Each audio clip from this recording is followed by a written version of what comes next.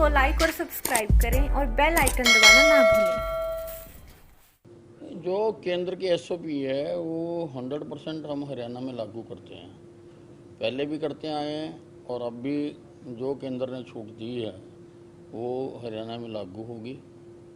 Indoor में 200 से ज़्यादा लोग इकट्ठे नहीं हो सकते, आउटडोर में लिमिट ख़त्म कर दी गई है। इसी प्रकार से और भी अनेकों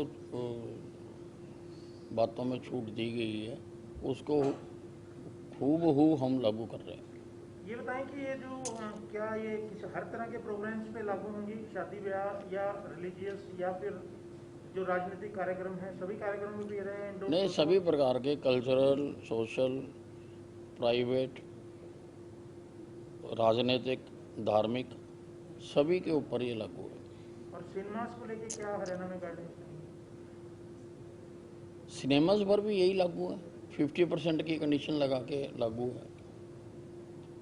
तो दूसरा ये सर, अब जिस तरह से केसेस कम आने शुरू हुए हैं, ये जो रिपोर्ट में आ रहे हैं, उसके कोई अध्ययन सामने आए कि क्या वजह है? देखिए, ये जो वायरस है इसकी कोई पहले स्टडी तो है नहीं, इसलिए इसके बारे में कुछ प्रेडिक्ट करना भी ठीक नहीं है, और ये बेईमान भी है वायरस। तो अब डाउन आ रहा है, ये बात तो ठीक है। अब ये डाउन आते ख़त्म हो जाएगा, जहाँ क्या होगा तो कुछ कह नहीं सकते। इसलिए हम लोगों को ये कहना चाहते हैं कि इसके धोखे में मत आएं, और जो भी इसके बचाव के तरीके हैं, जैसे मास्क डालना, 2 गज की दूरी रखना, उनको बना के रखें। इस चीज़ को मन में रख के कि अब ये डाउन आ रहा है तो कहीं लोग ढीले ना हो जाएं, तो फिर ये दोबारा भी अपना असर दिखा सकता है। कोई इसमें स्टडी वगैरह करवाएंगे, स्टडी करवाएंगे। और ये मास्क को लेकर जैसे पहले जुर्माने का प्रावधान था, क्या उसमें कोई ढिलाई आई है या नहीं, कोई ढिलाई नहीं है, कोई ढिलाई नहीं है। जुर्माना, जो मास्क नहीं डालेगा उस पर जुर्माना लगेगा। और लोगों को भी एजुकेट किया जा रहा है कि बाकायदा शपथ भी दिलाई जा रही है कि मास्क डालें और 2 गज की दूरी रखें। साहब, एक ये पहले सीरो सर्वे हुआ था जिसमें एंटीबॉडीज का पता लगाने के लिए काम किया गया था, और ये भी कहा जा रहा था कि दोबारा फिर सीरो सर्वे होगा। ये आप कब से करने जा रहे हैं? और दोबारा हम फिर करवाने जा रहे हैं, और जल्दी ये जो दूसरे फेज़ का सीरो सर्वे होगा वो हम करवाएंगे। पिछली बार जो सीरो सर्वे का रिज़ल्ट आया था वो 8% आया था। 8% लोगों में जो एंटीबॉडी बनी हुई थी, यानी 8% लोगों को टच करके जा चुका था।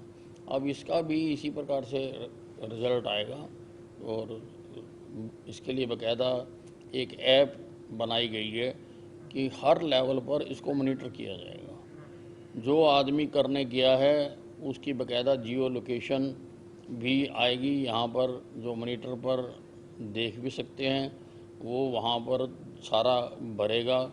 और जो सुपरवाइजिंग टीमें हैं वो कहाँ कहाँ जाके सुपरविज़न करती हैं, क्या करती हैं, वो भी ऐप में ही भरा जाएगा। और जो लैब का टेस्ट होगा वो भी ऐप में ही भरा जाएगा।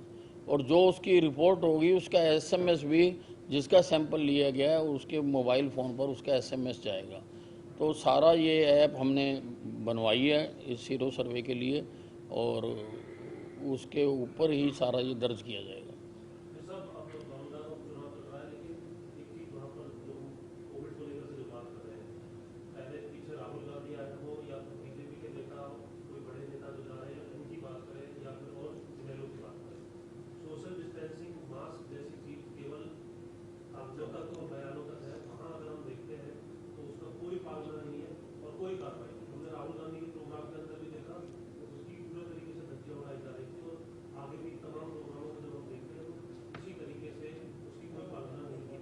नहीं, हमने उनको पहले कहा था कि जो आयोजक हैं उनको इस चीज़ को इंश्योर करना है कि जो कोविड की गाइडलाइंस हैं उसका पालन किया जाए।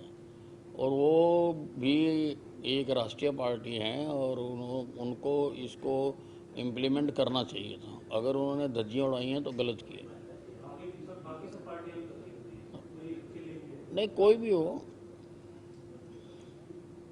साहब ये बड़ौदा उपचुनाव की बात है, एक तो ये बताएं कि क्या आप प्रचार के लिए वहाँ जाएंगे?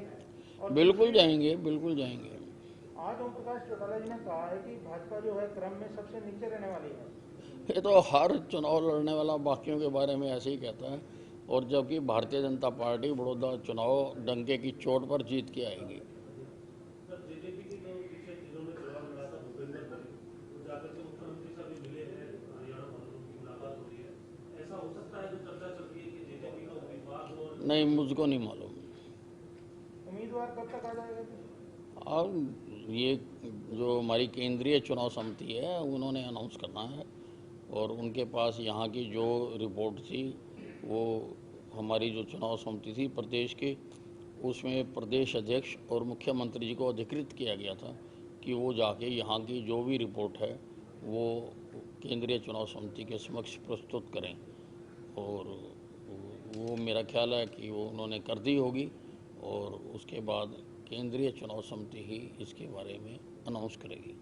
चौटाला साहब ने आज ये कहा है अपने प्रेस कॉन्फ्रेंस में कि प्रदेश में सरकार नाम की कोई चीज़ नहीं है, और प्रदेश में होता उपचुनाव के बाद मध्यावधि चुनाव हो सकते हैं। नहीं, कुछ लोगों की सरकारों के बारे में जैसी कल्पना है वैसी हमारी सरकार नहीं है। हम अपने तरीके से, अपने ढंग से पूरा काम कर रहे हैं, और हर क्षेत्र में हम लोगों को सुविधाएं देने का काम कर रहे हैं। तो कोई आसार आपको उनकी बात में दम नजर नहीं आता है? नहीं, बड़ौदा का चुनाव तो भारतीय जनता पार्टी जीतेगी। नहीं, देखिए, अब ऐसे तो अटकलें लगाई जाओ, कोई मतलब नहीं है इस बात का किसी भी प्रकार से। ये सरकार पूरे 5 साल तक ये गठबंधन सरकार चलाएगा। लेकिन उनका एक बड़ा आरोप ये है कि सरकार नाम की चीज़ क्यों नहीं है। वो कहते हैं इसमें हर वर्ग परेशान है, गरीब, मजदूर, किसान, व्यापारी, कर्मचारी, और जो 3 कृषि कानून आए हैं इसमें तो भट्टा ही बिठा दिया है। ये आरोप इस सरकार के ऊपर उनका है, न मंत्री की चल रही है, न मुख्यमंत्री की चल रही है, किसी की भी नहीं चल रही है। सबकी चल रही है, हमारी सरकार में आम आदमी की चल रही है।